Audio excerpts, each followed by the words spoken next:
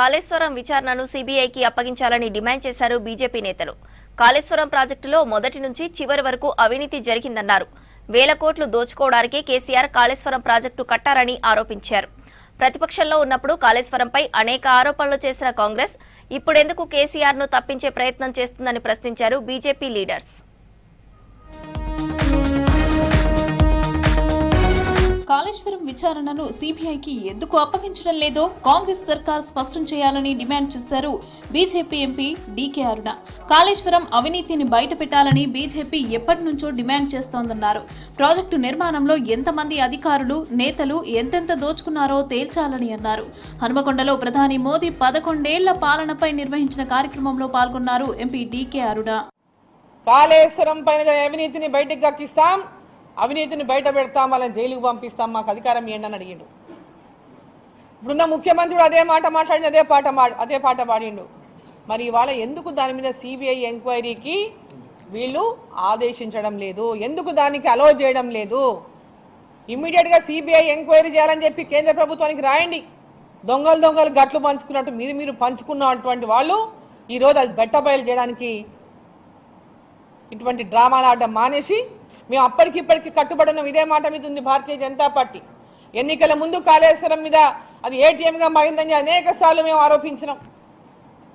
ఇప్పుడు కూడా అదే మాట్లాడుతున్నాం. కాళేశ్వరంలో జరిగిన అవినీతిని బట్టబయలు చేయండి.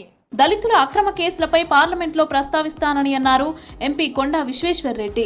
హైదరాబాద్ మైలార్దేవ్పల్లి అత్తాపూర్లోని దళితులపైన రేవంత్ సర్కార్ అక్రమ కేసులు నమోదు చేసి జైలుకు తరలించడం అన్యాయమని అన్నారు.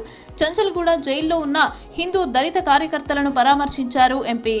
పోలీస్ స్టేషన్ పోలీసు వాళ్ళ ముంగట్నే వాళ్ళు సమయండ్రు, ఎంఐఎం వాళ్ళు ఎవరో ఆ మత పోలు సమయండ్రు. మా వాళ్ళు 20 మంది ఉంటే వాళ్ళు 100 మంది ఉన్నారు. ఒకరి మీద ఒకరు రాళ్ళు చేసుకున్నారు. పోలీసు వాళ్ళు కూడా సుబూత్ ఉన్నాయి, కెమెరాల సుబూత్. కానీ పట్టుకున్నది ఎవరు? కేవలం మా ఊళ్ళది. ఇది ఏంది? కాంగ్రెస్ ప్రభుత్వం ఉంటే గింతే, కాంగ్రెస్ ప్రభుత్వం ఉన్న రోజు గింతే. మైనారిటీకే అధికారం. వాళ్ళు ఏం తప్పులు చేసినా వాళ్ళది మాఫ్. పోలీసు వాళ్ళు పట్టుకున్నారు. ఇప్పుడు 16 మంది లోపట్టున్నారు. ఎంతో మంది సంబంధం లేని వాళ్ళు, సంబంధం లేవు ఈ మతము అని పట్టుకున్నారు. కాళేశ్వరం ప్రాజెక్టులో మొదటి నుంచి చివరి వరకు అవినీతి జరిగిందన్నారు బీజేపీ ఎమ్మెల్యే పాయల్ శంకర్. ప్రతిపక్షంలో ఉన్నప్పుడు కాళేశ్వరంపై అనేక ఆరోపణలు చేసిన కాంగ్రెస్ ఇప్పుడు కేసీఆర్ ను నిర్దోషిగా ప్రకటించే ప్రయత్నం చేస్తోందని ఆరోపించారు. బీఆర్ఎస్ ఇక్కడున్న పిల్ల కాంగ్రెస్ ను కాకుండా తల్లి కాంగ్రెస్ ను మేనేజ్ చేస్తుందనే అనుమానం ఉందన్నారు. ఇక ఎన్డీఎస్ఏ రిపోర్టు వచ్చి 2 నెలలు గడిచినా బాధ్యులపైన చర్యలెందుకు తీసుకోవడం లేదని ప్రశ్నించారు. రెడీగా ఉన్నాము. నేషనల్ డ్యామ్ సేఫ్టీ అథారిటీ కేంద్ర ప్రభుత్వం ఆధీనంలో ఉంటుంది. వాళ్ళు ఈయన మాకు సర్వే చేసి సరి అయిన రిపోర్ట్ ఇస్తే 48 గంటలలో మా తడాకా చూపిస్తామని చెప్పిండు ఇరిగేషన్ శాఖ మంత్రి ఉత్తమ్ కుమార్ రెడ్డి గారు. ఈరోజు national dam safety authority report ఇచ్చి 2 నెలలు దాటిపోయింది.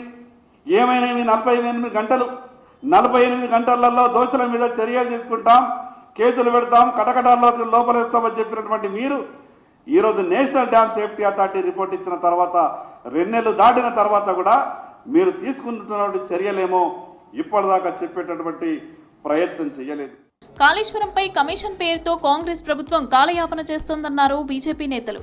సీబీఐతో విచారణ జరిపిస్తేనే కాళేశ్వరం ప్రాజెక్టులో అవకతవకలు బయటపడతాయన్నారు.